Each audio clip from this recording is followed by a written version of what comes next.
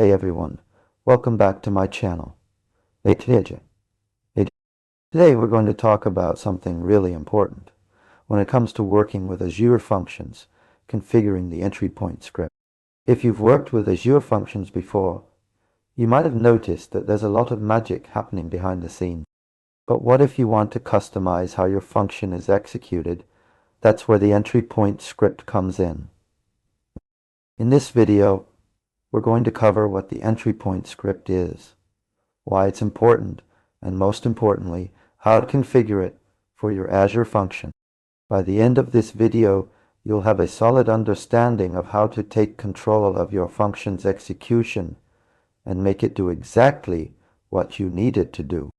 So, let's start with the basics. What is an entry point script? Simply put, it's the main entry point for your Azure function. It's the code that gets executed when your function is triggered, whether that's by an HTTP request, a timer, or something else entirely. The entry point script is responsible for setting up the environment and executing the actual logic of your function. Now, you might be wondering why this matters. Can't you just write your function logic and call it a day? Well, not quite. You see, Azure Functions are designed to be flexible and customizable. By providing an entry point script, you can take control of how your function is executed and make decisions about things like error handling, logging, and more. So, how do you configure the entry point script for your Azure function? The good news is that it's actually pretty straightforward. You'll need to create a new file in the root of your function project called host.jun. This file contains configuration settings for your function, including the entry point script.l. In this file, you can specify the name of the script that should be executed when your function is triggered. For example, if you have a script called main.py that contains your function logic, you would add the following line to your host jun file.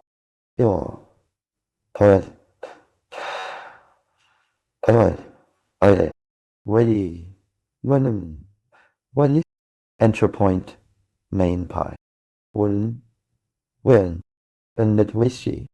This tells Azure Functions to execute the main.py script when your function is triggered.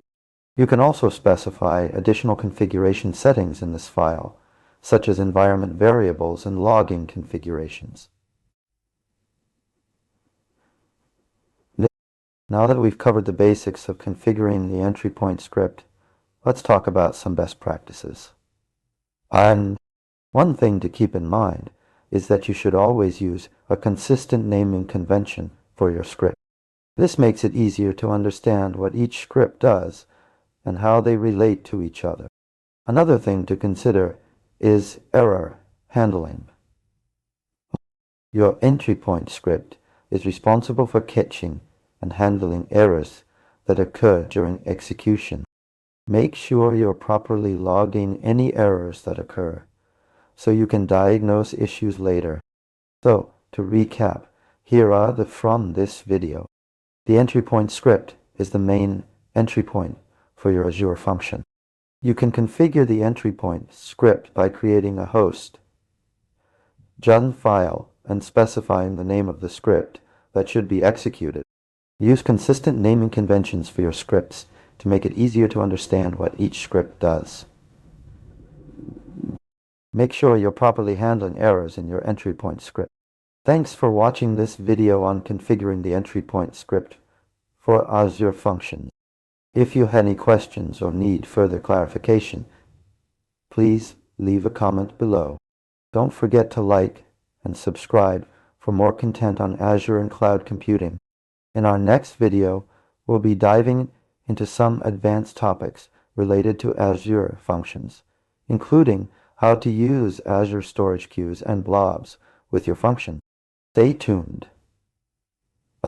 Also, if you want to learn more about Azure Functions and how to get started with them, I have a link in the description below to a free tutorial series that covers everything from the basics to advanced topics. Thanks again for watching. and we'll see you in the next video.